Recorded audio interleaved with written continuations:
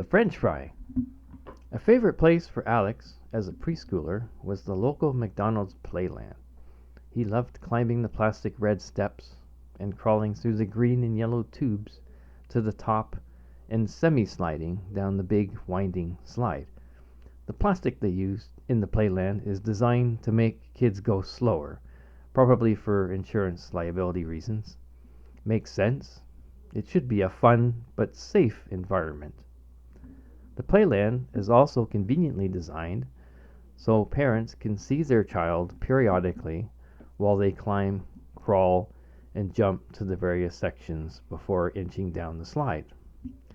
This is both a blessing and a burden for parents.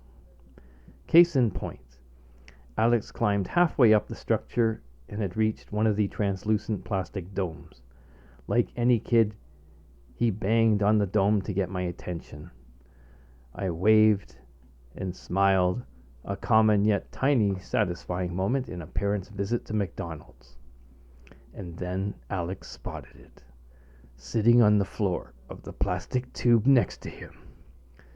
What's he doing? I wondered. He reached down and picked it up. Long as a pencil and as old as the plastic tube he knelt in, it looked absolutely scrumptious to a 3-year-old. He licked his lips and grinned. It was a furry, fuzzy French fry. I gasped in horror. The next scene unfolded in what seemed like slow motion. Alex raised the fry toward his mouth. No!